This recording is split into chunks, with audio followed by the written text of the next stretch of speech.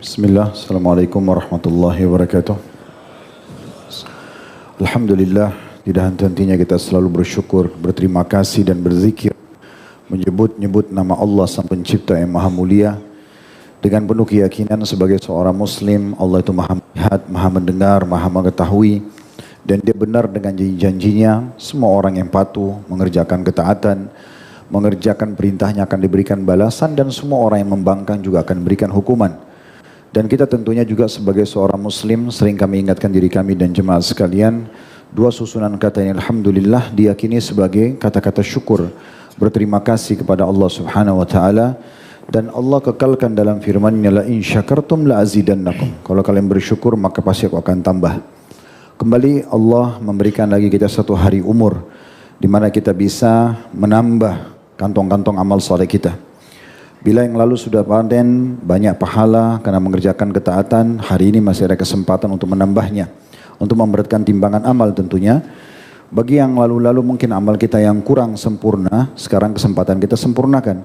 Kalau yang lalu-lalu belum kita kerjakan, hari ini kesempatan kita kerjakan. Kalau yang lalu-lalu masih ada pelanggaran, maka saat ini kita bertaubat supaya Allah Subhanahu Wa Taala melepaskan kita dari segala macam hukumannya. Dan Alhamdulillah pada malam ini kita berkumpul karena kita ingin melakukan ketaatan kepada Allah Subhanahu Wa Taala.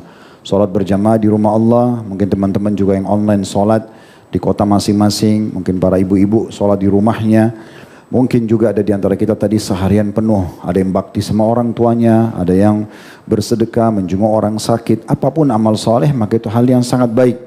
Tinggal dipertahankan sampai kita wafat, dan Alhamdulillah atas nikmat ini.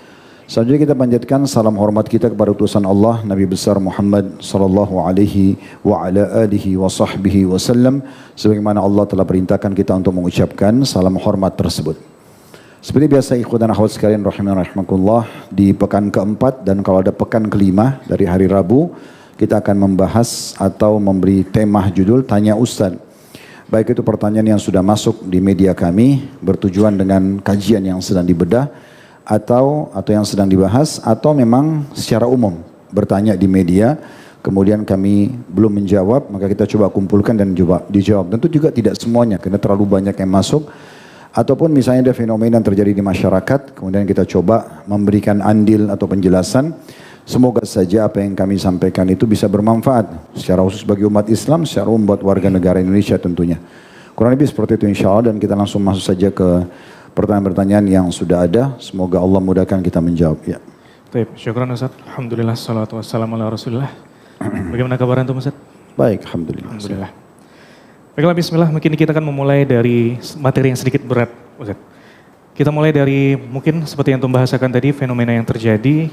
Dan kita akan memulai dari satu topik yang mungkin saat ini menjadi bola liar di publik, di sosial media. Ini terkait permasalahan yang menyeret antum belakangan Ustaz. Tentang kehadiran antum sebagai saksi di KPK dan sebagainya. Dan mungkin sebelumnya ini sudah pernah terjadi, sudah pernah digoreng dan sekarang digoreng lagi tentunya. Dan sebenarnya penting bagi kita sebenarnya untuk mengetahui bagaimana sih yang terjadi sebenarnya. Dan mungkin bagaimana pendapat antum sendiri terkait hal seperti ini. Karena kita melihat sendiri, mungkin teman-teman juga sudah melihat di media sendiri kadang ada satu bahasa yang mungkin sedikit dibuat berlebih-lebihan, bahkan jauh dari fakta yang sebenarnya. Mungkin antum ingin mendakapi terkait hal seperti ini Ustaz? Tafadhol Ustaz, silakan. Mungkin sebelum kita jawab teman-teman sekalian, ini sebenarnya bukan masalah besar yang harus kita fokus bahas ya. Tapi sebelum saya jawab ini, untuk mengulangi lagi sebenarnya sudah pernah disampaikan, Allah Subhanahu Wa Taala menurut yang kami fahami ya, selain mengajarkan kepada kita teori agama ini, contoh misalnya bab sabar dan keutamaannya, bab syukur dengan keutamaannya. Misal, Allah Azza wa Jalla nanti akan mendatangkan juga praktek lapangannya. Ada saatnya nanti selain antum dengarkan, oh orang syukur itu bilang Alhamdulillah akan bertambah nikmatnya, teori. Ada saatnya nanti Allah akan datangkan prakteknya sebagai ujian dalam kehidupan kita. Allah limpahkan nikmat banyak dan Allah lihat bersyukur nggak? Nah, gitu. Itu yang Allah perlihatkan, itu di lapangan ya. Allah perlihatkan kita badan sehat, kita juga punya pekerjaan, mungkin bahagia dalam rumah tangganya. Allah lihat bersyukur gak? Begitu juga dengan ujian. Selama ini kita tahu, oh teorinya orang sabar itu Allah bersama dengan orang-orang yang sabar. Allah ma'as sabirin misalnya. Atau misalnya ayat-ayat yang lain, banyak hadis-hadis tentang masalah sabar, keutamanya sangat luar biasa. Secara teori, ya, sampai Ali mengatakan radhiyallahu anhu, sabar itu adalah bagian daripada iman, ibarat kepala di jasad. Jadi tidak ada iman, tidak berfungsi jasad tanpa kepala. Maka beliau mengatakan maka tidak ada iman bagi orang yang tidak sabar. Nah, nanti Allah nantikan ujian-ujian dalam praktik hidup kita. Ada masalah rumah tangga, masalah dengan anak, masalah dengan tetangga, teman kerja dan segala macam. Dia sabar gak? Nah, banyak orang tidak sadari tentang masalah praktek lapangan. Kadang-kadang dia berkeluh kesah, kenapa Allah uji saya? Kenapa ini terjadi? Nah, ini teorinya dipelajari sekarang, ini prakteknya. Makanya waktu terjadi di perang Uhud, teman-teman sekalian, perang Badar, ini fenomena yang luar biasa. Berangkatlah 314 orang menuju ke Badar. Kemudian semuanya waktu itu belum diwajibkan, dikasih pilihan. Nabi SAW bilang siapa yang mau pergi silakan untuk menahan kafilah dagang Quraisy. Tentu panjang lebar cerita Badar, intinya 314 ini bertemu dengan pasukan Quraisy 1000 orang dan menang. Malaikat turun, korban-korban malaikat nampak. Nabi SAW katakan, apakah kalian mau melihat mana beda korban kalian dengan korban para malaikat? Para sahabat mengatakan, iya ya Rasulullah. Kata Nabi SAW, yang kalian temukan leher musuh terpotong dan ada luka bakar dan jari-jari mereka putus. Ada luka bakar tuh korban para malaikat. Intinya sebenarnya, hal yang terjadi di Badar, waktu mereka pulang, sahabat-sahabat, karena dari 314 itu, yang meninggal mati syahid cuma 60. Masih ada 200 sekian lebih yang kembali. Mereka menceritakan ke sahabat-sahabat yang ada di Madinah. Maka banyak sahabat yang termotivasi. Oh ternyata orang itu kalau mati syahid begini ya. Oh ternyata orang kalau menang itu dapat ghanimah. Hataran pesan perang. Oh ternyata orang-orang kafir pun lebih banyak Allah kalahkan. Oh ternyata malaikat datang. Begitulah rumor atau berita yang ada di kota Madinah pada saat itu. Ya. Kemudian ada sahabat-sahabat yang mengatakan, kami juga kalau terjadi perang nanti lagi kami akan ikut berperang. Terjadilah 1 tahun sesudahnya perang Uhud. Subhanallah, Allah subhanahu wa ta'ala menjadikan dengan hikmahnya, di awal peperangan muslim menang, di pertengahan muslim kalah, di akhir menang lagi. Nah pada saat terjadi kekalahan itu, Allah subhanahu wa ta'ala ingin melihat, itu disebutkan dalam Al-Quran. Mana nih orang-orang waktu perang Badar selesai, mereka bilang, kalau terjadi perang lagi kami juga mau mati syahid. Kami juga mau memerangi orang-orang kafir. Allah mengatakan, faqad ra'aitumuh. Sekarang depan mata kalian ada mati syahid tuh. Ada musuh nih, mana buktinya? Nah Allah uji, tunjukkan di lapangan, benar gak? Makanya salah satu ayat Al-Quran itu kan Allah mengatakan, apakah kalian yakin mengatakan diri kalian beriman sementara kalian tidak diuji? Padahal Allah ingin melihat siapa yang jujur. Nah gitu. Jadi ini dulu pelajarannya teman-teman sekalian ya. Saya kadang-kadang beberapa kasus bahkan sempat dibahas secara nasional. Alhamdulillah Allah mudahkan selesai dengan caranya gitu ya. Ada yang tanya, Ustaz di pengajian Ustaz masih bisa isi kajian. Apa masalahnya? Selama kita dalam kondisi benar, apa yang kita khawatirkan? Kan gitu. Tidak ada sesuatu yang dikhawatirkan gitu.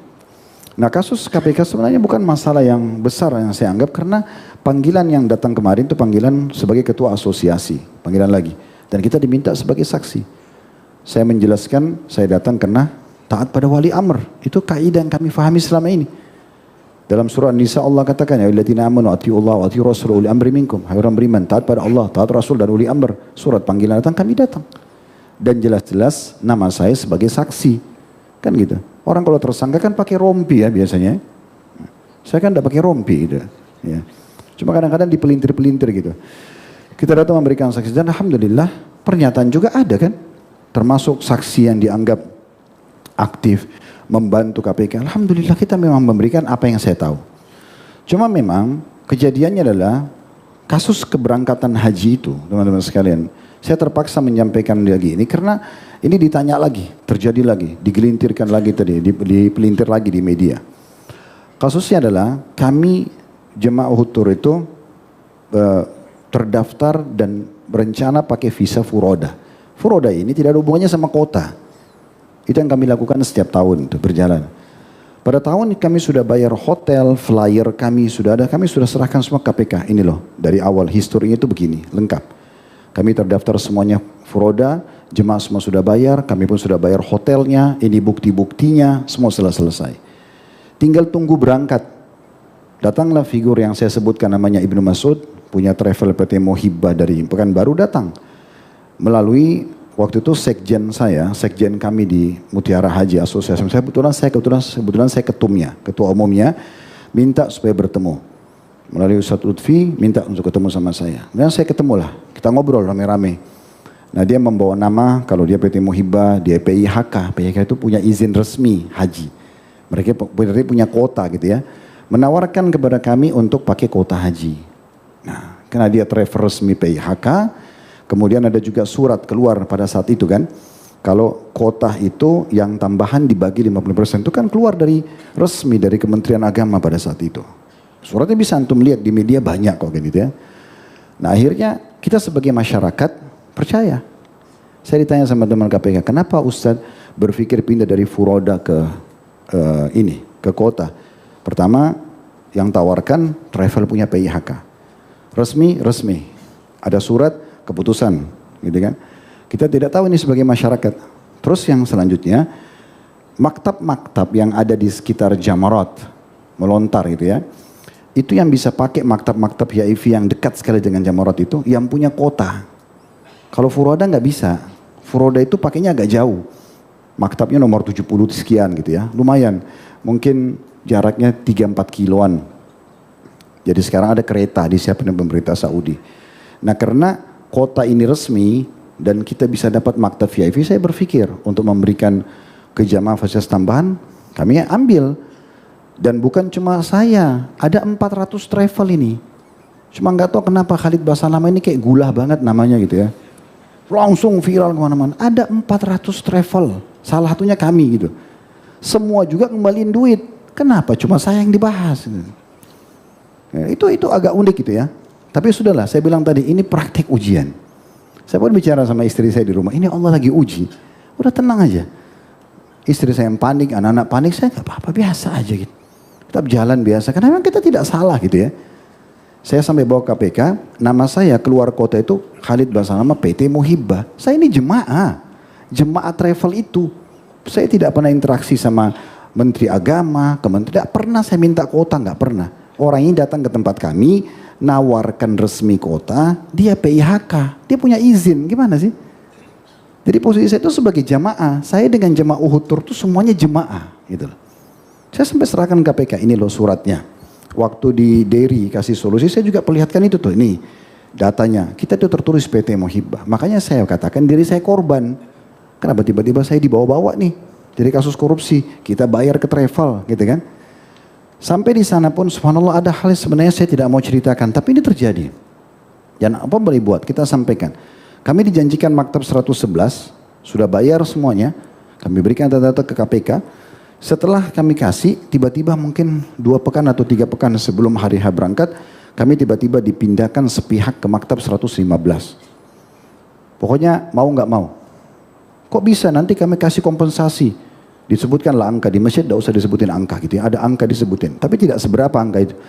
Nanti kami kasih, saya bilang saya bukan masalah angkanya. Jemaah sudah saya janjikan 111. Yang nggak bisa pilihan, harus pindah ke 115. Lumayan jaraknya, tetap maktab VIP tapi jauh.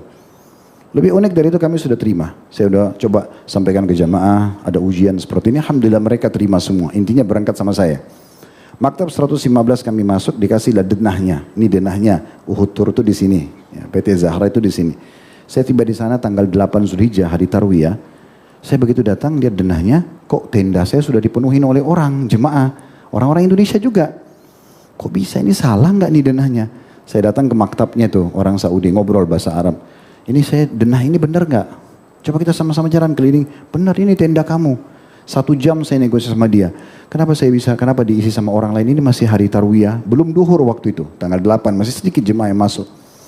Terus saya bilang terakhir kesimpulannya segini aja. Coba kita bicara baik-baik sama jemaah yang ada di maktab di tenda itu supaya pindah. Masing-masing masuk di tendanya gitu. Yang saya kaget, pada saat kami datang sana minta supaya pimpinan jemaah itu keluar, yang keluar Ibnu Mas'ud ini. Orang yang kami ambil paket sama dia.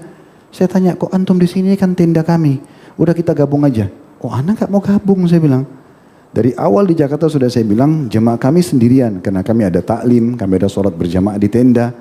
Gak mau gabung, dia maunya gabung. Saya gak mau. Hanya kita pindah lagi tergeser ke maktab yang sebelahnya. Jadi ada kejadian di lapangan kami coba sabarin gitu ya. Akhirnya kita masuk ke tenda yang lebih banyak lagi. Jemaah antri panjang segala macam kamar mandinya. Sementara di sini yang punya kami ini tuh lebih sedikit tenda-tendanya. Jadi lebih sedikit antrinya. Udah berjalan haji. Habis haji saya bilang sama teman-teman di manajemen, udah jangan berhubungan sama orang ini lagi. Selesai. Gitu kan. Berjalan waktu tiba-tiba orangnya dia datang ketemu sama manajer kami. Saya tidak tahu. Tiba-tiba kembaliin uang. Dan dia kasih syarat, jangan ada kamera ya, jangan ada begini dan begitu. Manajer ini tidak tahu terima uang. Posisinya gini teman-teman, kalau antum sebagai jemaah satu travel, sudah bayar, udah berangkat. Tiba-tiba antum ditransferin uang dikasih sama travel. Apa yang antum pikir? Oh mungkin ada kesalahan hitung mereka. Ditaruh uang, kembalikan kita. Kita juga tidak tahu uangnya itu apa. Memang nggak tahu gitu kan. Tiba-tiba beberapa hari kemudian ada panggilan KPK. Gitu kan. Ada waktu setelah itu datang KPK. Nah, terus ditanyalah, Ustadz gini bagaimana ceritanya? Saya ceritain semua panjang lebar. Setelah disimpulkan, teman-teman KPK mengatakan, Ustadz, sepertinya uang yang dikembalikan oleh PT Muhibah ini harus dikembalikan ke negara. Oh silahkan, saya bilang. Kami pun tidak tahu ini uang apa awalnya. Makanya saya kembalikan, ini etika baik.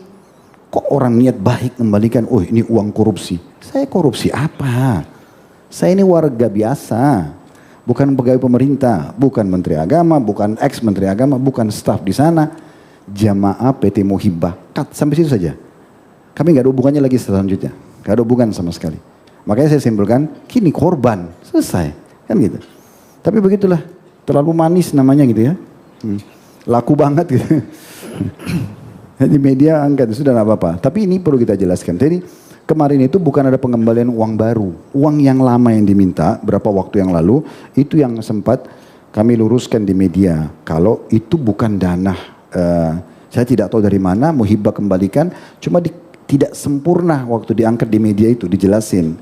Sebenarnya uang itu dikembalikan Muhibah, kita tidak tahu memang uang apa, karena jemaah dikembalikan uangnya. Ya sudah, sekarang PKPK minta, ya ambil silahkan, selesai gitu loh. Ini uang kami bayar ke travel dikembalikan. Masa korupsi? Gimana sih? Yang salah Muhibahnya, kenapa dia pakai kuota itu kan kita kan tidak tahu, karena dia PIHK. Sebatas itu teman-teman sekalian. Ya mudah-mudahan ini sudah tidak ada lagi bahasannya gitu ya. Karena bagi saya tidak perlu. Dan saya tidak perlu mengganggu dakwah, mengganggu kegiatan. Oh kita memang tidak salah kok. Tapi ujian datang dan di sini Allah melihat sabar nggak, gitu ya. Tenang aja teman-teman sekalian. Kalau saya punya prinsip, kalau antum benar, antum yakin Allah bersama antum. Allah bersama orang-orang yang beriman dan bertakwa. Tinggal kita gunakan momentum itu justru mendekatkan diri kepada Allah. Kalau sampai antum buat salah memang, antum akui kesalahan, lalu antum perbaiki, kan selesai. Tapi posisi saya tidak pernah rasa salah sama sekali, karena kita memang sebagai jemaah gimana? Pakai visa yang ditawarkan oleh mereka dan sifatnya waktu itu resmi, selesai. Kan gitu. Allahu a'lam. Baik, Masya Allah. Barakallahu lain kali ada yang nanya lagi masalahnya tidak usah dijawab. Baik, Ustaz. Baik, siap Ustaz. Oke, selanjutnya mungkin kita berpindah ke pertanyaan dari teman-teman Ustaz. Dari teman-teman yang ada di media, kita mulai dari... Oke.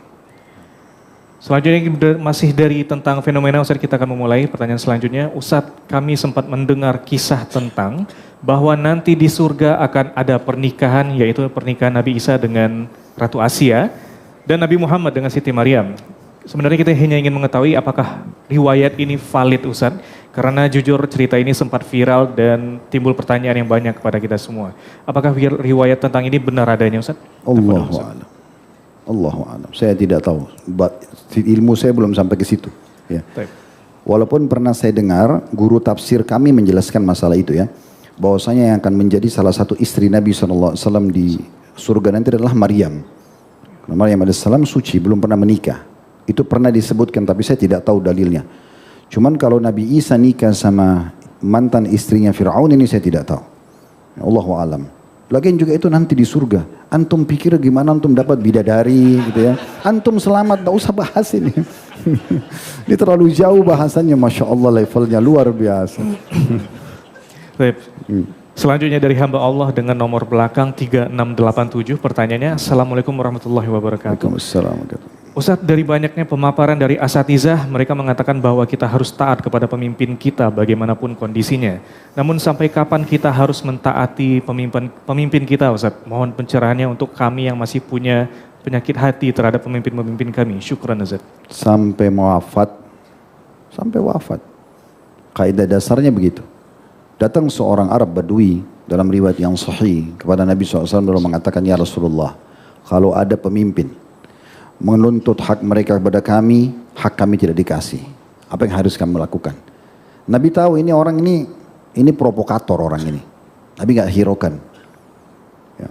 Kemudian dia kejar lagi Nabi, ya Rasulullah, apa yang harus kami lakukan? Nabi berpaling dari dia sampai berapa kali. Setelah dia desak Nabi mungkin 3-4 kali, Nabi baru bilang, taati, patuhi. Walaupun yang pimpin kalian adalah seorang hamba sahaya berkulit hitam dari Ethiopia. Dalam riwayat lain, Nabi SAW mengatakan sesungguhnya waktu itu sangat terbatas.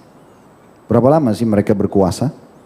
Pasti ada batasnya kan, di mana mereka akan hilang. Ingat kisah Ashabul Kahfi, mereka lari dari penguasa yang zalim. Setelah Allah tidurkan mereka 309 hari, mereka bangun yang berkuasa orang beriman akhirnya. Allah ganti. Ada batasannya, itu ujian teman-teman sekalian. Ya. Lagian apa sih yang antum tidak suka? Gitu. Tidak ada manusia sempurna. Kalau antum mau pemimpin semuanya sesuai yang antum minta, bayangkan kita ya, 270 atau 80 juta jiwa. Semua harus dipenuhi keinginannya, kita beda-beda. Yang satu suka sambal, yang satu suka terong, yang satu suka tempe. Itu enggak semudah itu. Kebijakan yang sudah dikeluarkan pemerintah kita dukung selama baik.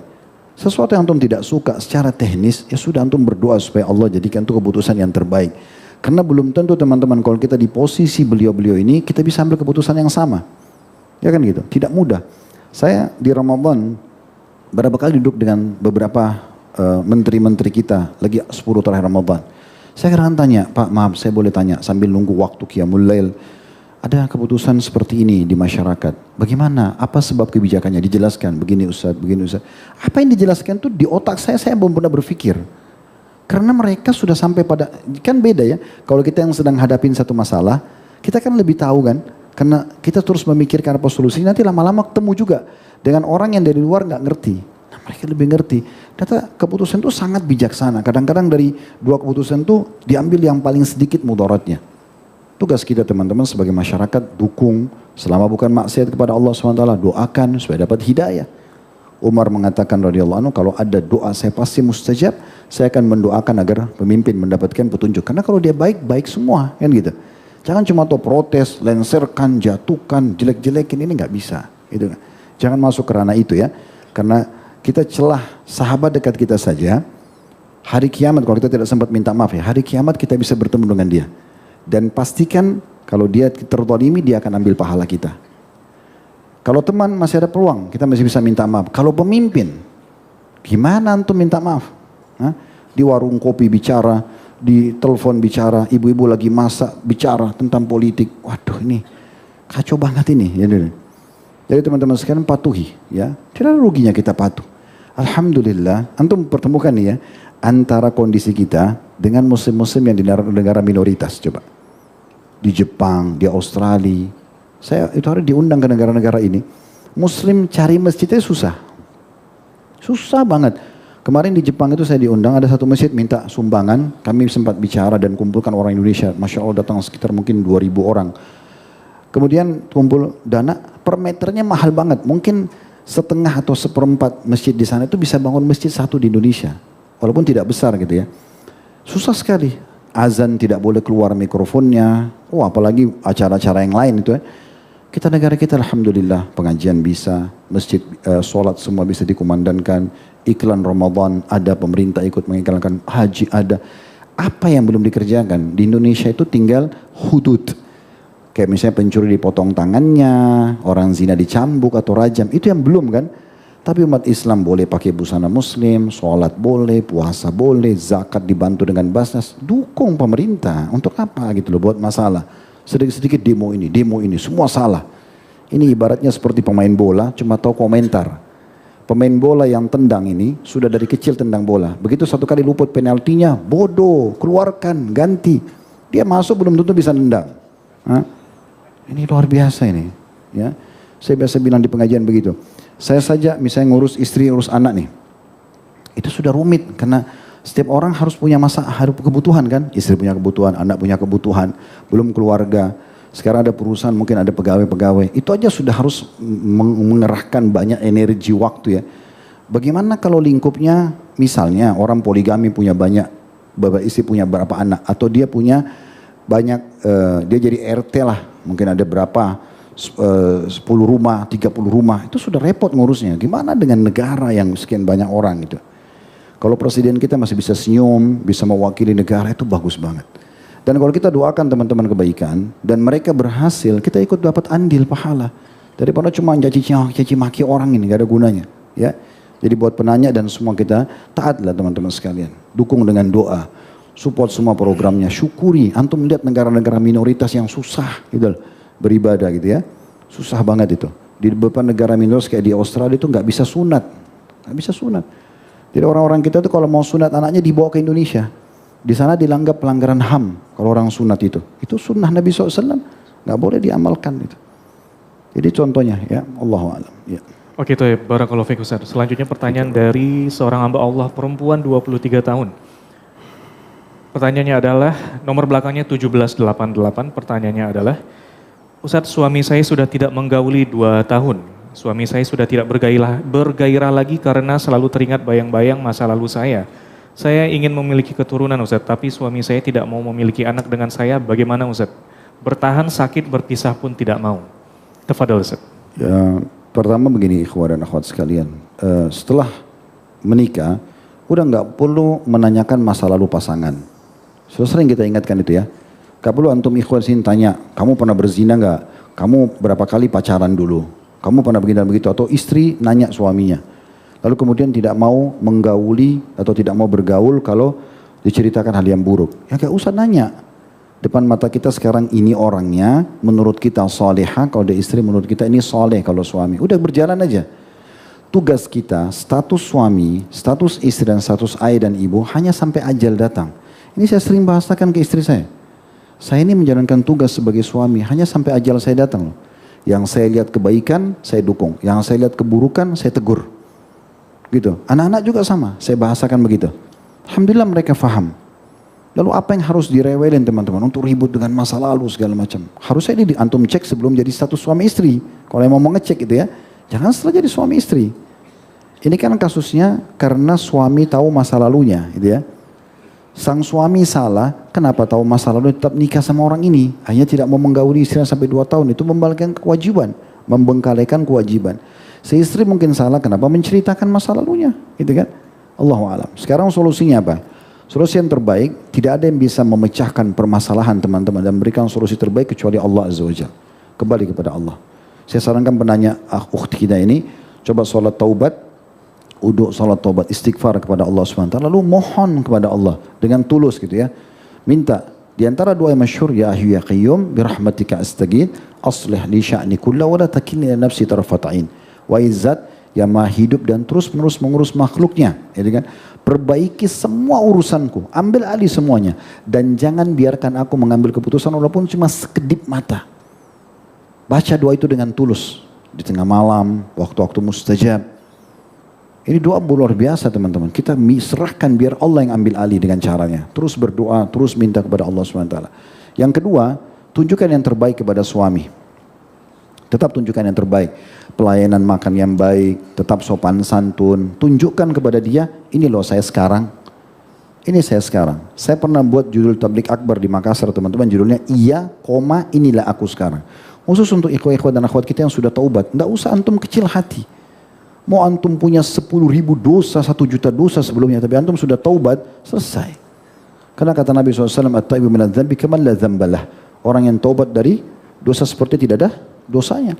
Seorang wanita pernah berzina, dia sudah punya suami di Madinah, sampai Nabi tegakkan rajam. Karena dia berikan kesaksian buat dirinya sendiri. Waktu dirajam ada satu sahabat lempar batu sambil melaknatnya. Kata Nabi SAW, jangan kau laknat dia. Karena dia sudah taubat, kalau dibagikan kepada 70 orang penduduk Madinah cukup. Taubat itu membersihkan, gitu kan? Kalau kita lihat teman kita di sebelah pengajian kita dulu orang fasik, jauh dari agama, sekarang sudah baik, nggak ada masalah. Nggak ada masalah, gitu ya. Ada seorang sahabat. Sahabat ini dari suku Ansar Madinah.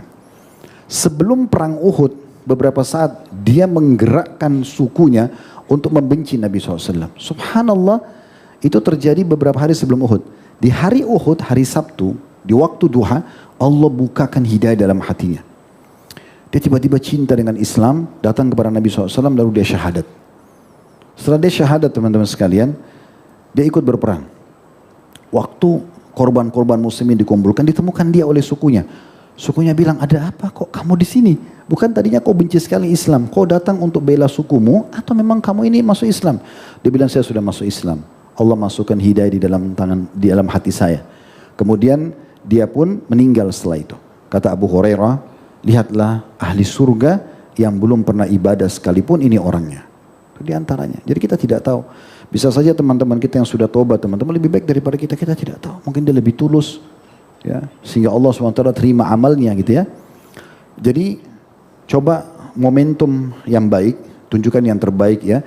Kalaupun kita punya salah yang lalu kita tunjukkan sekarang terbaik, mudah-mudahan yang baik-baik ini bisa menutupi kesalahan kita. Yang ketiga, sampaikan kepada dia. Kan sudah tahu nih, mas, apalah akang, abang dipanggil misalnya. Saya sudah tahu nih masa lalu saya. Iya, saya akui itu sebagai suatu kesalahan. Tapi saya punya kesempatan untuk bertaubat. Saya taubat kepada Allah. Saya tidak mau lagi mengenang itu. Saya janji tidak mau mengulang-ulangi lagi. Sekarang kita sudah suami istri. Berikan saya kesempatan untuk melakukan kebaikan.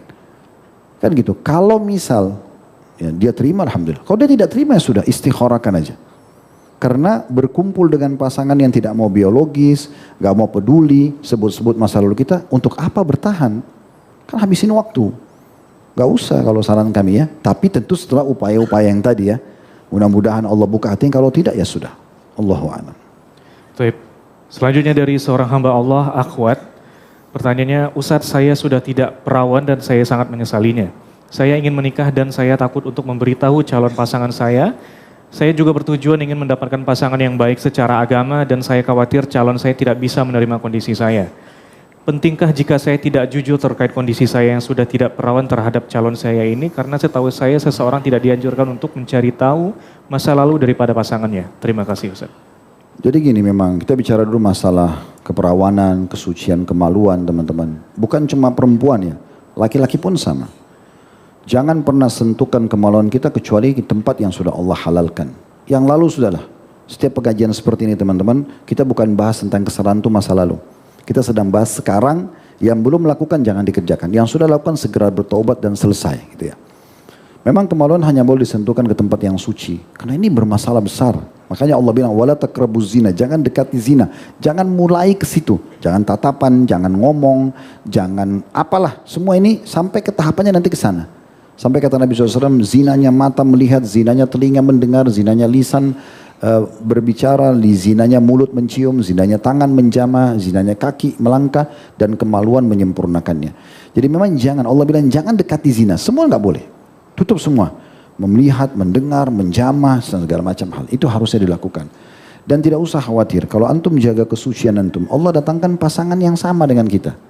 Orang pun Allah datangkan juga orang yang suci, gitu kan? Allah bilang kan, laki-laki thayyib untuk perempuan yang thayyibah, perempuan ya laki-laki yang khabith untuk perempuan yang khabitha, yang buruk. Jadi nggak usah khawatir ya. Jadi nggak usah pikir, oh saya kalau nggak bergaul bebas nanti saya bisa dapat pasangan, nggak bisa. Allah datangkan yang sama. Sekarang kita masuk ke pertanyaan tadi. Bagaimana kalau saya sudah terlanjur tidak perawan? Saya menyesal. Apakah saya harus jujur kepada calon pasangan saya? Jawabannya tidak.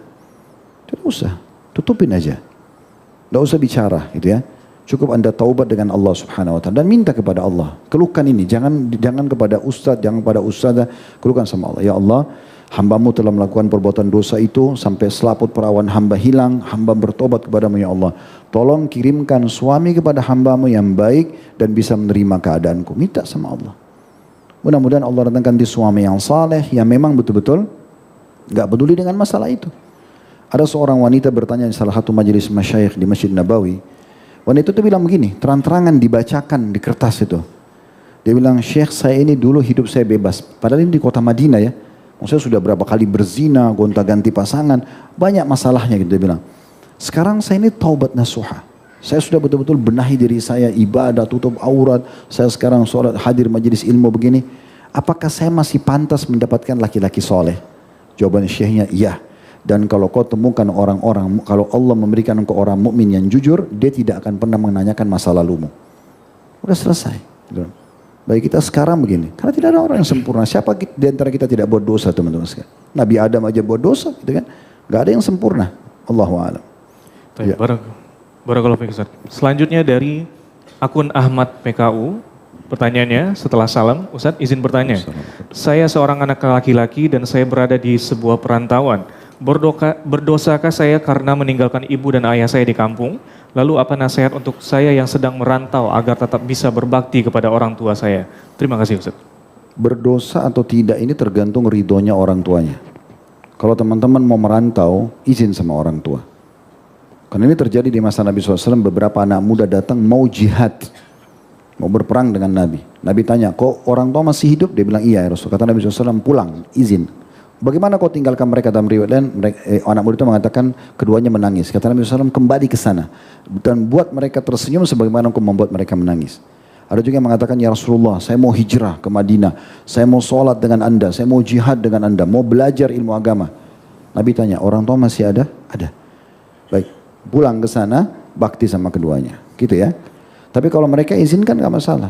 Makanya santun, ramah bicara. Ibu, ayah, tolong berikan saya keridoan, doain saya supaya saya bisa merantau dapat rezeki yang baik. Mungkin saya mau ke Jakarta, saya mau ke Surabaya, kota-kota besar.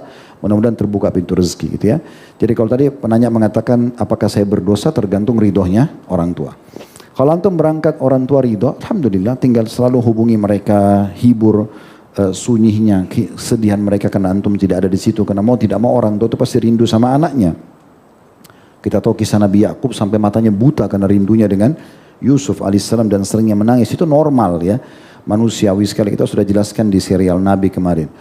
Jadi jangan buat mereka sedih. Jangan setelah merantau, apalagi antum sukses, lupa dengan orang tua. Nggak pernah tanya kabarnya, nggak pernah segala macam. Seperti saya pernah kasih contoh, pas mudik Lebaran, ketemu orang tua 5-10 menit, salaman, langsung pergi kumpul sama teman-temannya sampai malam. Ibunya udah masak, ayahnya nunggu beritanya, dia malah nggak hiraukan. Ini keliru.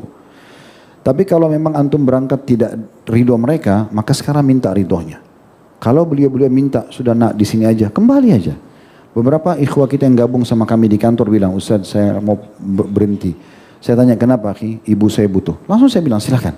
Sudah disebut orang tuanya sudah silakan. Kita tidak akan tahan. Tapi kalau hanya karena masalah gaji, masalah apalah mungkin yang kami bisa pecahkan, kita bantu. Ya. Jadi tergantung ridho kedua orang tuanya. Allahu a'lam. Ya. Jadi kalau sekarang tadi juga bagaimana caranya bakti sama mereka, ya tadi saya bilang kontak mereka, tanya kabarnya, kirimkan apa ya, hadiah. Sekarang ada masa bisa video call, itu buat menghibur semua orang tua kita. Barakallahu fiik Ustaz. Selanjutnya dari akun Melio Dasama. Pertanyaannya, Assalamualaikum Ustaz, bagaimana kalau seorang hamba dengan sengaja membagikan pengalaman buruknya di masa lalu dengan tujuan sebagai untuk pembelajaran bersama? Apakah Allah akan ridho terhadap hal ini? Tafadhol Ustaz. Kalau dia menjelaskan global, contoh misalnya nih seorang mu'allaf, dia bicara di depan calon-calon mu'allaf misalnya ya, atau antum sering kita datang sini kan tamu kita inspirasi ada orang mu'allaf, dia bilang saya dulunya Nasrani, saya dulunya begini misalnya. Dan dia cuma mau menyampaikan kalau saya ini mendapat hidayah dulu, saya non muslim. Hanya sebatas itu nggak masalah. Tapi kalau dia rincikan detail dan dia memuji-muji agamanya yang dulu, jangan. Dulu di agama Nasrani itu juga begini loh, begini loh, begini loh. Dia itu kan jadi simpang siur orang yang dengar. Orang masih berpikir oh ada benarnya. Jangan, gitu kan? Kalau antum misalnya bicara di depannya anak muda nih, cuma seorang da'i, atau mungkin antum coba mau terjun menyampaikan agama, menjalankan hadis Nabi SAW, balighu anni walau ayah, sampaikan kata Nabi SAW dariku walaupun sebuah ayat misalnya. Antum mau bicara nih sama anak-anak SMA, yang mereka itu baru mau nakal lah istilahnya gitu ya, mau bergaul biasa. Antum bilang, saya udah lalui masa-masa kalian dulu, dan saya akhirnya menyesali itu. Bahasa ini tidak menceritakan aibnya kan, tapi kalau dia cerita detail, saya juga dulu pernah masuk hotel, saya zina sama ini, sama itu tidak boleh. Jadi kalau secara global gak ada masalah. Untuk menunjukkan pada orang memang ini pernah saya lakukan dan saya nyesal. Itu kan tujuan inspirasi hijrah kita kan. Isinya kan masa lalu orang, ya kan. Selain biografi, bagaimana dia dulu sebelum kenal agama, kemudian bagaimana dapat hidayah, bagaimana kiat istiqomahnya. Tujuannya untuk itu. Allahu a'lam. Baik, barakallahu fiik Ustaz. Selanjutnya dari seorang hamba Allah Ikhwan. Pertanyaannya adalah, Ustaz, jujur zaman sekarang dari kiri, kanan, atas dan bawah pekerjaan-pekerjaan ataupun usaha-usaha terlalu banyak syubhatnya Ustaz.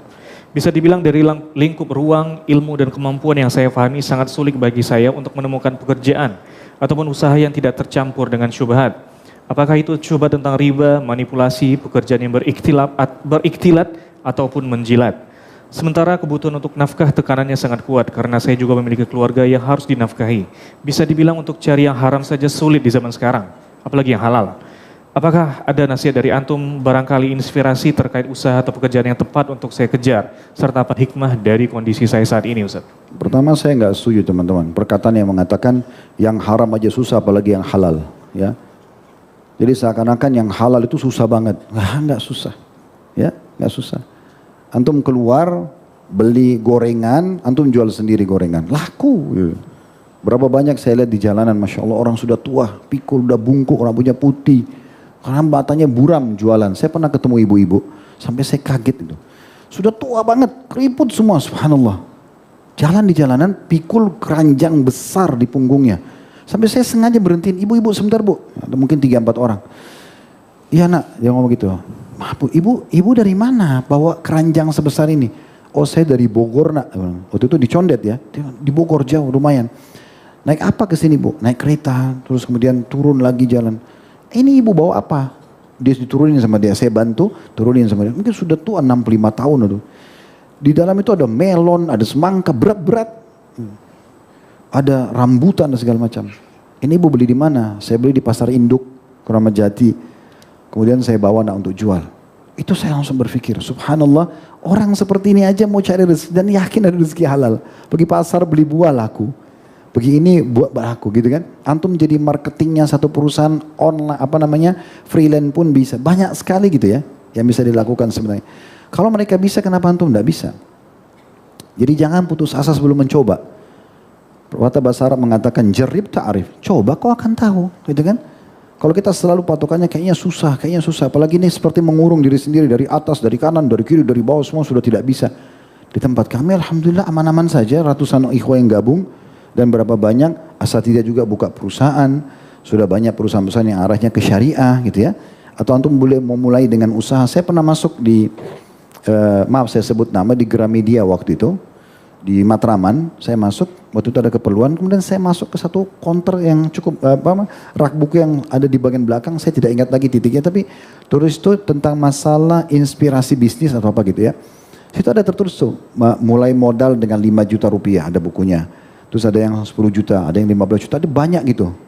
Saya ini satu ide yang bagus gitu ya. Atau antum duduk ngobrol sama pengurus, bukan pengurus, jemaah masjid, misalnya di masjid dekat rumah antum, tanya ada nggak pengusaha situ, antum bisa tawarkan, antum bisa kerja apa di tempat dia gitu kan, yang mudah-mudahan itu bisa halal gitu ya, sambil kita terus berdoa sama Allah supaya Allah bukain pintu-pintu rezeki. Allahu a'lam. Baik, barakallahu fiik Ustaz, sekitar 2 pertanyaan lagi insyaallah Ustaz. Pertanyaan selanjutnya dari seorang hamba Allah, mohon info Ustaz. Ustaz, apa bedanya perbedaan ngaji sunnah dengan ngaji kajian sumber Al-Quran dan ceramah-ceramah agama yang lain? Mohon maaf di sini Anda ulang lagi Ustaz. Mohon info Ustaz, apa bedanya ngaji sunnah yang ada sumber Al-Quran dan sunnah dengan ceramah agama yang dengan cara yang lain? Seberapa penting kita mencari kajian yang memiliki embel-embel sunnah? Apa takaran dari kajian yang layak untuk diikuti? Lalu apakah memang cuma manhaj salaf saja yang ngajinya sesuai sunnah ya Ustaz? Tafadhol Ustaz. Jadi sebenarnya istilah kajian sunnah itu kan karena coba memurnikan sunnah Nabi SAW ya. Antum hadir di kajian sini bukan cuma kajian kami ya, kajian banyak asatidzah di masjid ini. Itu pastinya berusaha untuk mendatangkan referensi, literatur, dalilnya jelas gitu ya. Nah seperti itulah. Nah makanya dikatakan kajian-kajian sunnah. Apakah kajian lain tidak sunnah? Kita tidak tahu. Ya, saya tidak bisa menghakimi kajian orang gitu ya. Kita berharap mudah-mudahan semua kajian muslimin referensinya jelas. Ya silakan saja gitu kan. Mudah-mudahan tidak ada masalah. Tapi kami menyarankan memang Anda menggunakan akal sehat Anda. Selama seorang pemateri menyampaikan ini materinya, ini ayatnya, ini hadisnya, ini perkataan ulama, ya sudah antum menjadikan referensi, gitu kan? Mungkin kurang lebih seperti itu globalnya. Jadi kita tidak bisa mengatakan oh apakah kajian lain itu bukan sunnah, itu terlalu jauh ke sana, ya. Kami tidak bisa menghakimi itu. Mudah-mudahan kita doakan semua pengajian muslimin sesuai dengan sunnah Nabi SAW. Allahu a'lam. Baik, pertanyaan terakhir Ustaz. Pertanyaan terakhir, Ustaz, jadi ada beberapa potongan dari ceramah antum yang lama yang menjelaskan tentang penyerangan orang-orang Syiah kepada jamaah haji. Dan potongan ceramah ini jujur cukup ramai sebenarnya. Pertanyaannya adalah kira-kira peristiwa ini kapan terjadinya Ustaz? Tafadhol Ustaz. Jadi gini teman-teman sekalian, kembali bahas Syiah. Saya berharap juga ini terakhir bahas Syiah sudah. Ya, udah cukup lah. Karena sudah terlalu banyak yang kami sampaikan. MUI sudah keluarkan buku tentang waspada Syiah. Di Malaysia itu dilarang Syiah. Resmi pemerintah, nggak boleh ada kegiatan mereka. Dan terlalu banyak hal-hal antum bisa lihat lah di masa sekarang ya. Jadi kalau membahas Syiah, memang kita sedang membahas fenomena yang sedang terjadi. Kalau antum mau bahas tentang masalah pembantaian Syiah terhadap ahli sunnah atau jemaah haji, antum ketik aja di Google, pembantaian jemaah haji Syiah. Terutama kalau antum sebut Karamita. Karamita itu ada pendiri, ada sekte dulu, Syiah itu di masa Abbasiyah. Tahun 900-an Masehi, 300-an lebih Hijriah gitu ya. Mereka datang, mereka menyerang Mekah. Ibnu Katsir sebutkan dalam kitab Al-Bidayah wa Nihayahnya. Panjang lebar ceritanya tentang kejadian pada saat itu. Bagaimana mereka membunuh jemaah haji, bagaimana mereka membantai, dan seterusnya lah gitu ya. Dan itu terus rentetan. Tahun sekian terjadi mereka berupaya bawa bom, tahun sekian mereka menyerang ini, tahun sekian mereka. Dan depan mata sekarang ini di Syria, depan mata mereka membantai ahli sunnah wal jamaah. Dan fatwa-fatwanya mereka itu boleh, gak apa-apa membunuh ahli sunnah. Itu yang terjadi gitu kan. Jadi gak usah bahas tentang, oh ini benar gak terjadi, ini benar. Nah faktanya depan mata memang mereka lakukan itu ya. Ini sekarang corong-corong pembenci Abu Bakar, Umar dan Aisyah ini luar biasa di Indonesia gitu. Makin jadi-jadi gitu kan. Makin terus membela pemahaman-pemahaman Syiah. Ya itu terserah mereka lah ya. Tapi kita juga punya hak untuk menjelaskan apa yang kita jelaskan gitu ya. Yang jelas teman-teman sekalian, apa yang kami sampaikan, coba ini datanya. Tadi saya sarankan coba ketik nanti di Google, pembantaian jemaah haji oleh Karamita misalnya. Itu nanti akan keluar di Wikipedia ditulis, NU online juga ada menukil masalah itu dan seterusnya gitu ya. Cukup banyak. Nah itu kurang lebih yang saya bisa kasih gambaran. Kalau misalnya memang ada potongan ceramah, saya tidak terlalu pastikan potongan ceramah seperti apa. Mungkin ada yang saya sebutkan, saya keliru ya, saya tidak tahu. Tapi yang sebatas saya tahu itu terjadi ya. Kalaupun ada sesuatu mungkin satu kata, dua kata yang saya keliru, Allahu a'lam. Saya beristighfar kepada Allah. Kalau memang ada keliru, tapi setahu saya memang depan mata mereka membantai kaum muslimin. Kalau pembantaian jemaah haji yang paling nyata itu ada di Karamita itu ya. Dan ada beberapa upaya mereka diangkat sama media Saudi walaupun sudah buram itu di tahun 1987, 19 sekian, 90 mereka bawa bom, mereka segala macam dan seterusnya itu sering terjadi. Allahu a'lam. Dan sekarang mereka lakukan itu di beberapa negara-negara kaum muslimin. Dan saya berharap teman-teman sekalian sudah ini pertanyaan tentang masalah Syiah dan bukan Syiah ini saya rasa sudah cukup ya. Kita sekarang pikirkan bagaimana mendoakan muslimin selamat dari makar orang-orang yang tidak suka dengan Islam. Negara kita juga begitu. Kita semoga tetap berada di akidah yang benar ya. Kita selamat dengan amal soleh sampai ajal datang, itu yang kita lakukan ya. Semoga Allah berikan hidayah orang-orang yang mendapat hidayah. Semoga Allah juga mengembalikan tipu daya kepada orang yang menginginkan keburukan bagi kaum muslimin. Allahu a'lam. Sudah selesai? Sudah Ustaz. Baik, mungkin begitu dulu ikhwas sekalian dan akhwat. Semoga apa yang dibahas ini bermanfaat buat kita semuanya. Dan semoga sekali lagi Allah selalu jaga kita senantiasa di atas kesempurnaan iman, ilmu dan amal saleh. Allah jauhkan dari segala macam mara bahaya, ujian-ujian yang berat, dosa-dosa. Dan semoga Allah satukan kita kelak di surga Firdausnya tanpa hisab. Mari satukan dalam majlis yang mulia ini. Kalau ada benar dari Allah, silakan diambil dan diamalkan. Allah salah dari saya mohon maaf dan saya istighfar kepada Allah SWT. Subhanakallahumma bihamdika, asyhadu an la ilaha illa anta astaghfiruka wa atubu ilaik. Wassalamualaikum warahmatullahi wabarakatuh.